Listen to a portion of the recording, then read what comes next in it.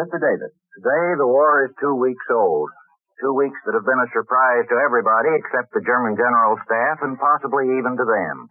That the Germans, unless much of their forces had to be diverted to meet British and French attacks, could beat the Poles was generally admitted. But nobody expected the Germans to get so far so soon. Things look a little better for the Poles this evening. The German attacks on Brest-Litovsk have so far failed to capture the city, and the Warsaw radio reports that part of the Polish army that was trapped in the western provinces has broken through the German ring and joined the defenders of the capital. But there's another and wider German ring far to the east of Warsaw, a ring that will apparently be closed if Brest-Litovsk is taken. And it remains to be seen whether the great concentration of Polish troops in the capital will ever get out. In any case, some of the nations that have been watching from the sidelines seem to think that the Polish war is about over, and are taking precautions so that, as the Moscow newspaper Pravda puts it, events shall not take them unawares. For 2 days now, we've been hearing talk from Moscow of the creation of new states in the east of Poland, which might serve as shock absorbers between Germany and Russia. But if a new Ukrainian republic is set up on present Polish territory, it would apparently be under German domination, for the Germans already hold half the land it would include. The Russians could hardly feel easy about that in view of Hitler's long-standing ambitions for the Russian Ukraine, which would be just over the border. Today, Russia called up another 500,000 conscripts, which will make a total of 4.5 million men under arms. It must be repeated that no such force would be needed for a new partition of Poland. Nobody but Joseph Stalin knows what Russia's policy is going to be in the near future. Possibly even he does not know, but is waiting to see how he can turn events to the best advantage for himself. But it seems likely that he, too, has been surprised, and not pleasantly, by the rapidity of the German conquest of Poland.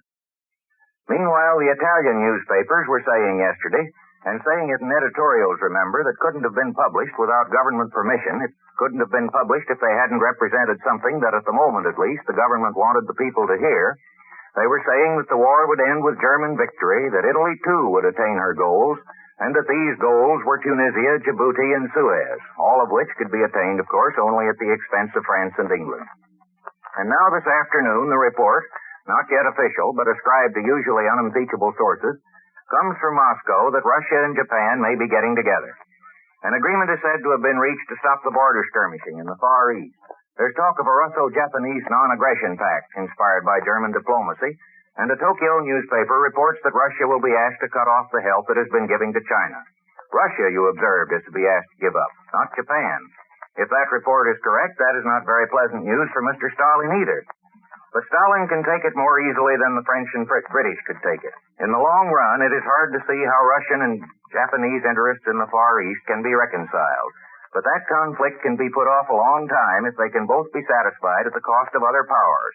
An agreement with Russia which gave Japan a free hand in China would be a terrific blow to British interests, and conceivably Stalin might feel that in times like these it is better to play safe, keep out of trouble, and see how the other powers come out before he commits himself.